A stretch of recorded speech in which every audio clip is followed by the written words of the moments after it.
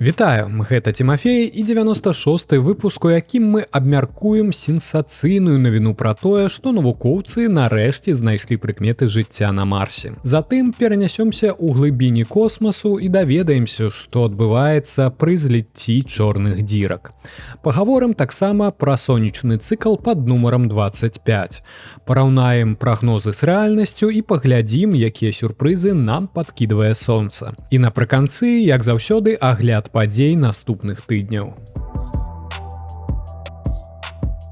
Ці сапраўды гэта адбылося? Ці знайшло НАСА нарэшце біясігнатуры, сляды старажытнага жыцця на Марсе? Адказ пакуль што занадта рана так сцвярджаць. Але марсаход Персеверанс знайшоў хімічныя злучэнні, якія маглі б быць энерганасычанай ежай для мікраарганізмаў. І яшчэ ён выявіў мінералы, што могуць утворвацца ў выніку біялагічных рэакцый. У ліпені 2024 года Персеверанс даследаваў рэгіён каля кратара Джезеро з прыгожай назвай Bright Angel. Гэта ўчастак скальных выступаў побач з даўняй рачной далінай. З студзеня 2024 па 11 чэрвеня Персеверанс ішоў па самым рэчышчы старажытнай ракі. А калі ровар заехаў у даліну, ён даследаваў характэрныя гліністыя пароды. Там яму трапіліся цікавыя камяні. Адзін назвалі Чыява Фолс у гонар вадаспаду ў Гранд-каньёне, другі Апола Тэмпл. Персеверанс зрабіў падрабязны геалагічны і геахімічны аналіз абодвух. Гэты рэгіён багаты на гліну і іл, а на зямлі такія матэрыялы добра захоўваюць сляды мікробнага жыцця. І сапраўды, у пародах Персеверанс выявіў арганічны вуглярод, фосфар серу і акісленае жалеза. Разам яны б маглі служыць наборам рэчываў для мікраарганізмаў даўным-даўно. У НАСА кажуць, што спалучэнне гэтых хімічных злучэнняў магло быць крыніцай энергіі для мікробных метабалізмаў. Але ж яны таксама кажуць, што гэта яшчэ не значыць, што знайшлі біясігнатуры. І дадаюць, што патрэбныя дадатковыя аналізы. Асабліва зацікавіла каманду НАСА паверхня першага каменьчыка. На ім былі дзіўныя плямы, якія нагадваюць леапардавую скуру. Навукоўцы далі ім адпаведную назву плямы леапарда. Гэтыя структуры складаюцца з мінералаў у выглядзе так званых рэакцыйных франтоў. Гэта месцы, дзе вадкасці, пераходзячы праз пароду, выклікалі хімічныя рэакцыі, утвараючы межы паміж зменным і нязменным матэрыялам. У гэтых плямах выявілі два мінералы. Першы з іх гэта вівіяніт, гідраваны фосфар жалеза, і грэйгіт, сульфід жалеза. На зямлі вівіяніт утвараецца ў анаэробных умовах, напрыклад, такіх, якія ёсць у тарфяных балотах, дзе ён можа замяняць арганічныя матэрыялы. А грэйгіт гэта прадукт дзейнасці бактэрый. Але, і гэта самае галоўнае але, што гэта ўсё адбываецца на зямлі. Як сцвярджаюць у НАСА, ключавую ролю тут адыгрываюць перадачы электронаў. Гэта аснова многіх біялагічных працэсаў, уключаючы фотасінтэз. Але яны ж і аснова небіялагічных працэсаў, такіх як карозія ці гарэнне. Таму і леапардавыя плямы могуць быць як біясігнатурамі, так і вынікам небіяхімічных працэсаў. І тут у справу ўмешваецца тэмпература. Для нежывога паходжання патрэбныя высокія тэмпературы, кіслотнае асяроддзе і арганічныя злучэнні, якія будуць запускаць працэс. Даследаваныя ж камяні не паказваюць слядоў ні высокіх тэмператур, ні кіслотнасці. Яшчэ адзін сюрпрыз, гэтыя пароды адносна маладыя. А агульная думка вучоных была такая: калі жыццё і існавала на Марсе, дык толькі ў далёкім мінулым, калі планета была больш цёплай і вільготнай. Вынікі ж Персеверанс паказваюць, калі жыццё і было, дык яно магло праіснаваць і пазней, чым мы думалі. Вядома, тут усплывае знакамітая фраза Карла Сагана: надзвычайныя сцвярджэння патрабуюць надзвычайных доказаў. Пакуль што такіх доказаў няма.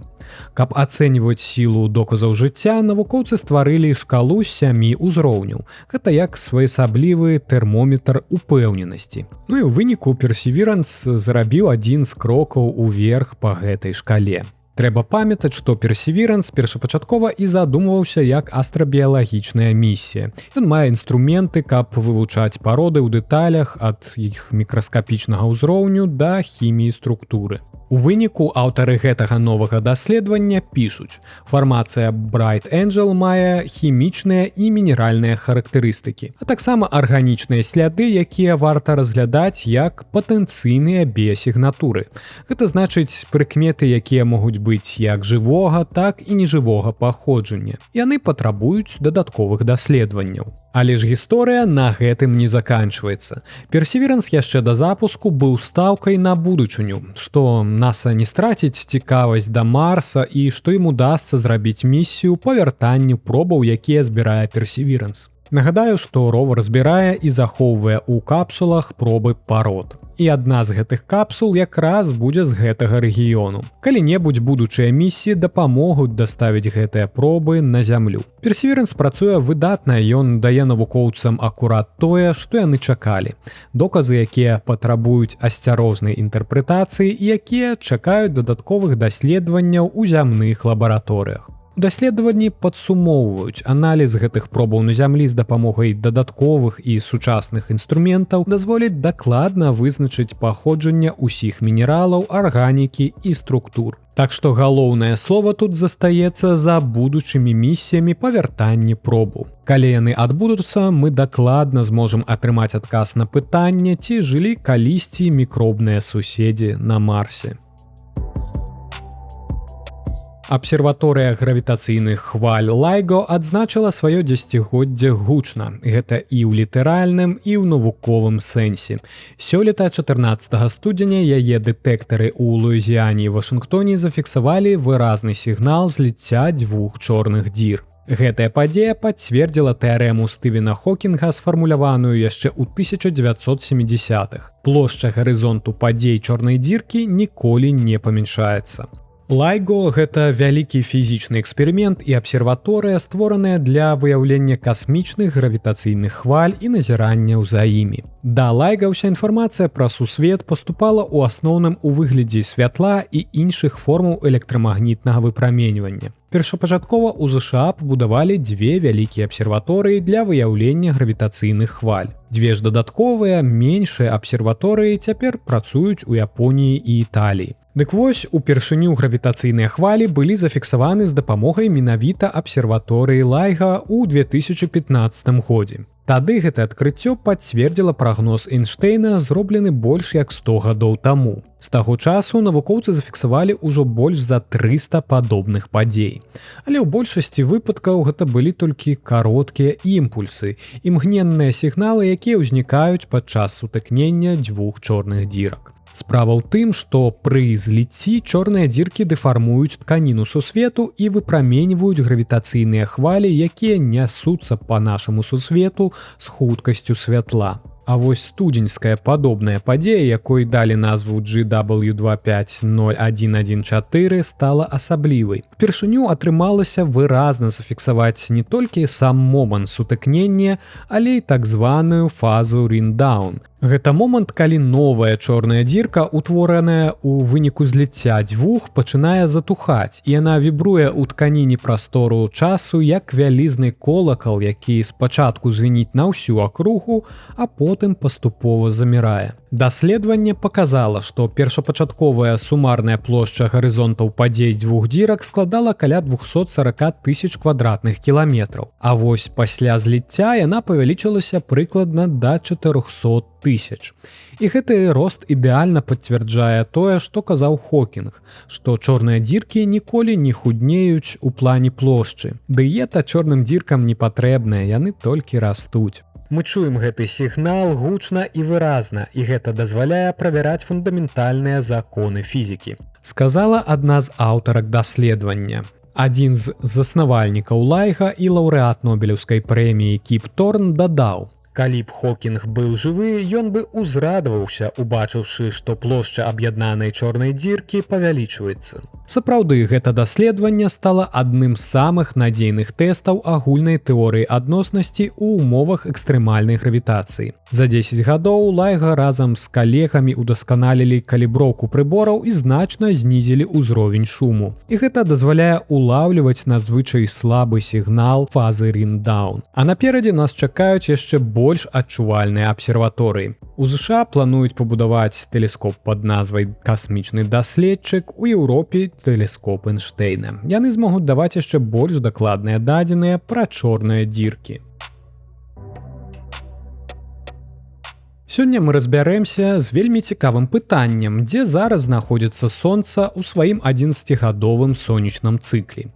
Яшчэ ў 2019 годзе навуковы кансорцыум прадказаў, што піку гэтага цыклу мы дасягнем у жніўні 2025 года. Але ці сапраўды гэта так? Сонца працуе дзякуючы ядзернаму сінтэзу вадарода ў геліі глыбока ў сваім ядры. А вось вышэй за паверхняй галоўную ролю адыгрывае электрамагнетызм.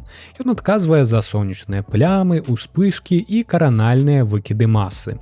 І ўсе гэтыя працэсы ідуць у рытме сонечнага цыклу, 11гадовага перыяда, калі актыўнасць павялічваецца і змяншаецца, а магнітнае поле Сонца цалкам змяняе палярнасць. У мінімум цыклу сонечных плям вельмі мала, а ўспышкі і выкіды каранальных мас могуць увогуле знікнуць на месяцы. Гэты этап завецца сонечным мінімумам, і ён рэзка кантрастуе з сонечным максімумам, пікам актыўнасці Сонца. Афіцыйна сонечны максімум назначаецца на месяц з найбольшай сярэдняй колькасцю плям у параўнанні з 13 месяцамі, дзе гэты месяц максімумум будзе знаходзіцца пасерадзіне. Але, калі гаворым сонечны максімум, маем на ўвазе не адзін месяц, а ўвесь перыяд працягласцю 2-3 гады вакол гэтага піку.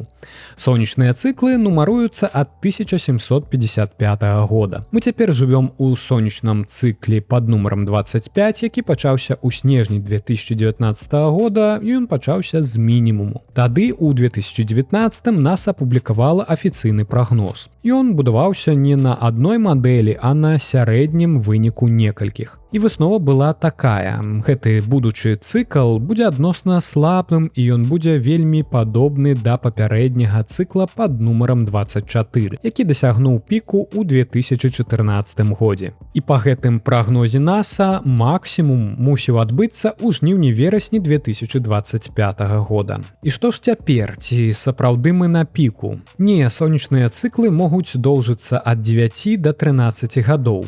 Сілы і працягласць тут звязаныя, моцныя цыклы карацейшыя, а слабейшыя, ў сваю чаргу, даўжэйшыя. Менавіта гэта і адбылося. Яшчэ ў 2022 годзе гэта стала ясна, што цыкл нумар 25 апярэджвае свае прагнозы. Улетку 2023 і 2024 гадоў колькасць плям была значна большай, чым чакалі. Таму сёння можна сказаць, што сонечны максімум адбыўся ўжо амаль на 10 месяцаў раней за прагноз НАСА. З кастрычніка 2024 года актыўнасць паступова падае. Асабліва моцнае зніжэнне было ў траўні гэтага года. Значыць, мы ўжо на сыходнай фазе цыклу. У гэты час плям становіцца менш, але вялікія ўспышкі і выкіды каранальных мас усё яшчэ магчымыя. Ну і тут сказаць упэўнена пакуль яшчэ рана. Мы можам убачыць новыя пікі, але хутчэй за ўсё яны ўжо не пераўзыдуць пікі кастрычніка 2024 года. І дакладна і 100% вызначыць максімум ці мінімум атрымліваецца толькі праз год ці два пасля таго, як гэтыя пікі прайшлі. Дарэчы, жнівень пачаўся даволі спакойна, сонечных плям амаль не было. Але ў другой палове месяца вялікія групы плям з'явіліся на сонцы, і хоць яны не далі значных успышак, затое выпусцілі каранальныя масы ў бок зямлі. Гэта прывяло да геамагнітных бур 1-2 верасня. Так што адказ на пытанне, дзе мы ў сонечным цыкле, такі. Хутчэй за ўсё мы прайшлі пік у кастрычніку 2024 года і цяпер рухаемся ўніз. І гэта ўсе навіны, пра якія я хацеў распавесці вам у выпуску. Сённяшняя вокладка эпізода – гэта сапраўдны касмічны матылёк. На фота вы бачыце зорку Айрас 04302247, вакол якой раскінуўся дыск з газу і пылу. Гэты дыск настолькі шчыльны, што на здымку, зробленым у інфачырвоным святле тэлескопа Джеймса Веба, ён выглядае як цёмная паласа пасярэдзіне, нібыта цела матылька. Вось раскінутыя па баках воблакі пылу нагадваюць крылы. Менавіта тут адбываецца нешта вельмі цікавае, а менавіта фармаванне новых планет. Праз некалькі мільёнаў гадоў дыск, які цяпер выглядае суцэльным, пачне раздзяляцца на кольцы пад уздзеяннем гравітацыі маладых планет. А праз мільярд гадоў увесь гэты пыл і газ амаль знікне і застануцца толькі планеты, амаль як у нашай сонечнай сістэме. Нагадаю вам, што 21 верасня Сатурн дасягне супрацьстаяння, і ён будзе зяць усю ноч, узыходзячы на ўзыходзе з заходам сонца. У гэты момант ён будзе знаходзіцца адносна блізка да зямлі, на адлегласці ўсяго толькі ў 71 светлавую хвіліну. І будзе зяць асабліва ярка і толькі для вас. Назіраць яго можна не толькі 21 верасня, але і пазней і раней. Шукайце планету вечарам на ўсходнім, а бліжэй к поўначы на паўднёвым небе. 22 верасня у паўночным паўшар'і адбудзецца восеньскае раўнадзенства, афіцыйны пачатак восені. У астраноміі гэтая падзея азначае змену сезонаў. Лета завяршаецца і пачынаецца восень. Па ўсім свеце людзі святкуюць гэты дзень па-рознаму, ад старажытных абрадаў да сучасных фестываляў. А хтосьці проста адзначае тым, што ўпершыню ўключае ацяпленне і дастае цёплыя шкарпэткі. Што ж гэта за раўнадзенства такое? У гэты момант наша зямля знаходзіцца ў такой пазіцыі, калі яе паўшар'і не нахілены ні да сонца, ні ад яго. У выніку сонца свеціць дакладна над экватарам, і абодва паўшар'і атрымліваюць амаль аднолькавую колькасць святла. За год бывае два раўнадзенства, вясновае і восеньскае. Пасля восеньскага раўнадзенства наша паўшар'е ўжо пачынае паварочвацца ад сонца, і дзень становіцца карацейшы. І гэта будзе працягвацца да той пары, пакуль у снежні мы не дасягнем зімовага сонцастаяння, калі ноч стане самай доўгай. А паколькі ўжо прыйшла восень, то гэта самы час сагравацца кубачкам гарачай какавы або кавы. Калі хочаце пачаставаць мяне гэтым напоем, гэта можна зрабіць праз Buy Me Coffee ці Patreon. Шчырыя словы падзякі ляцяць да ўсіх тых, хто ўжо гэта зрабіў і працягвае падтрымліваць мой падкаст. Дзякуй, пачуемся.